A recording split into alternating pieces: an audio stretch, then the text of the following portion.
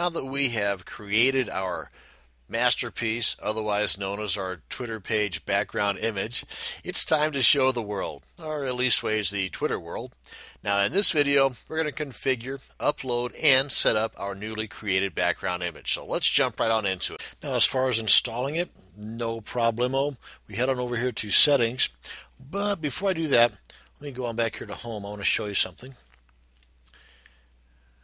Come on home, come on home. Right here, you see the white there?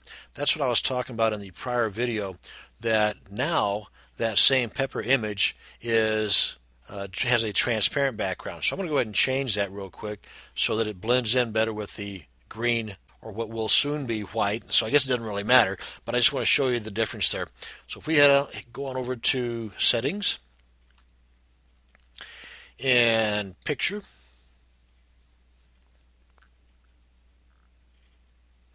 and then we will just browse for that particular image again. Pepper Ping.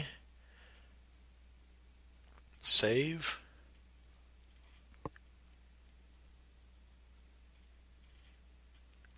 And of course, just having a white background on the page, can't really tell here. But let's go on back to home. As you can see, nicely blended. Of course, at this point, you don't know if it's a pepper or a cucumber, but since the name here is not cucumber picker, it's pepper picker, probably a good idea that it's a pepper. Okay, so I just want to show you that real quick. So now we go back to settings, now that I got that out of my way, and we go to design.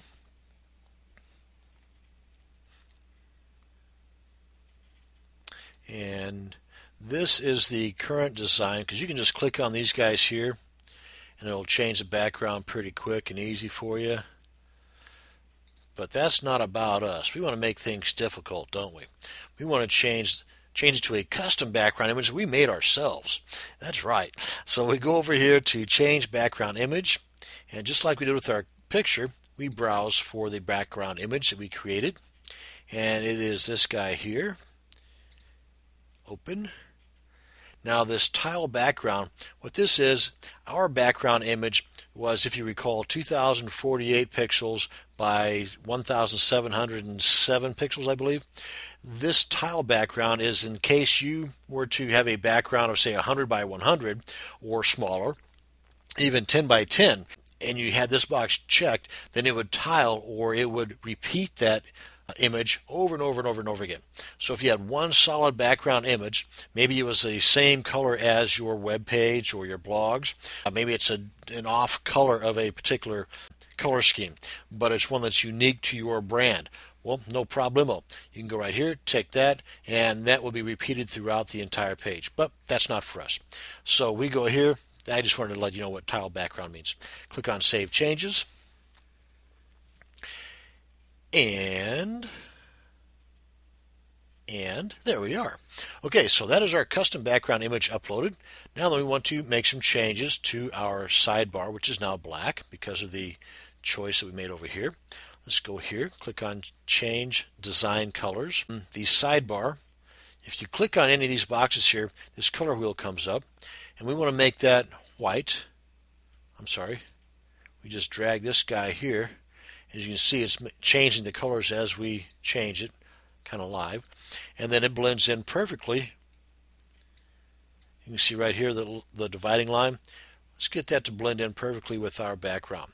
Now, if you wanted to leave a little bit of definition there, that's cool too.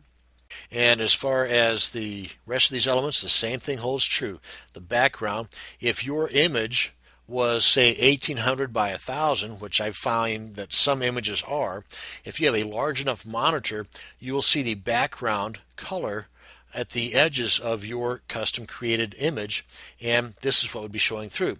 So we want to change that, so in case those of you that have a monster monitor won't see any background. You will think that our custom image is perfectly, in sync with the entire monitor that you have, no matter how big it is.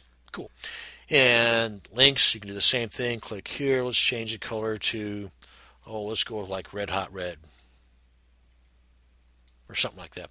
And sidebar border, let's make that red as well. That's this line right here.